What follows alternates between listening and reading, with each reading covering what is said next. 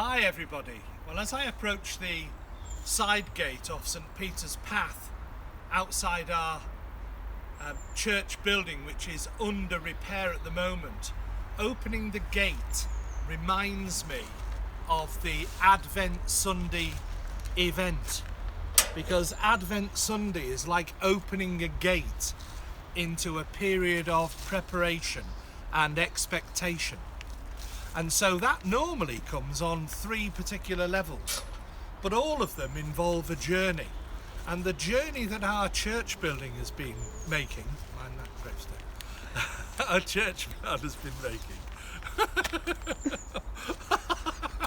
I could see you were going to go over it. And the journey is really in three paths, I think, parallel paths, is how we need to think about it. One of them, of course, is the essential physical expectation of the arrival of the baby Jesus, where God comes to earth in human form. And if you do your maths okay, of course the Feast of the Annunciation is in March, and hey ho, 9 months later we get the birth of Christ. And we know we've got a bit of a way to go for this end part as we consider the journey of Mary and Joseph towards Bethlehem and all that will involve. And then the second journey, the different path, it's a path of expectation of ours, the spiritual acceptance of taking Jesus into our own hearts. And that requires a journey of faith and a journey of acceptance. And then the third journey that we are suspecting of, biliously suspecting of,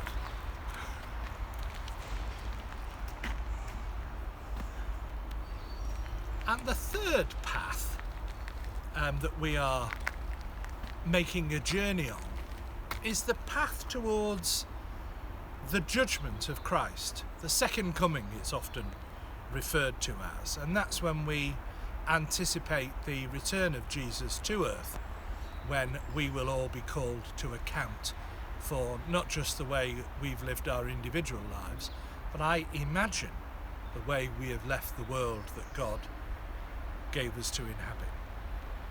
So those three paths are alongside each other, and they imply a separate set of journeys.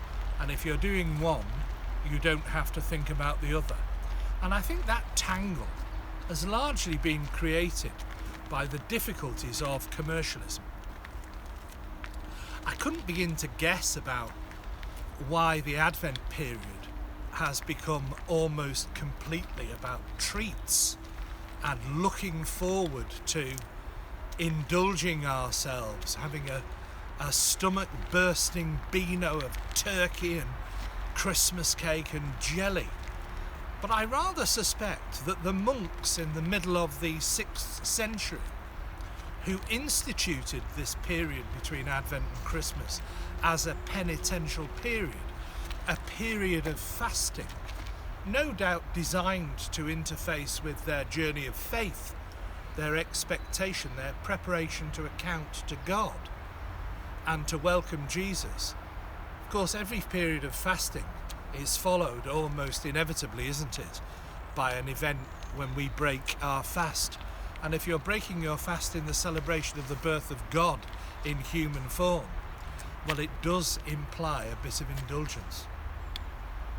But I'm not entirely sure that the early desert fathers and mothers who were instituting this practice of fasting had in mind a fast forward by 1500 years or so, where global corporatism decided what a great marketing tool Christmas was going to become and how much money there was to be made if only we were whipped up into a frenzy of indulging our gluttony and our greed. And I think that's why we need to remember that these three paths need to be trodden together. They're in parallel, they're one on top of another, and they go forward in the same direction. And to pretend otherwise, I think, lets us down as a Christian community, and is something that we need to be conscious of. So as I walk towards our church building this afternoon, as you can see from my breath, it's a pretty chilly day out on the edges of Epping Forest. I wanted to have a quick look to see the progress of the work. And obviously one of the things that we are in anticipation of in our particular parish is being able to celebrate the birth of God, the welcoming of Christ into our hearts, and preparing ourselves for the second coming in glory of Christ. We're hoping to do all that in our newly refurbished church building.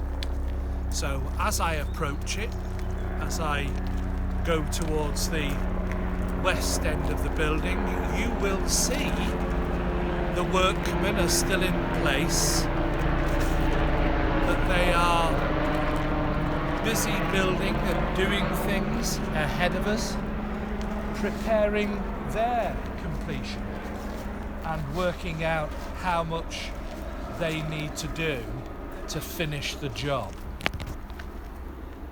And I think that's our task, brothers and sisters, as we approach Christmas and we journey through Advent. How much preparation do we have to do to finish the job that Jesus left to us?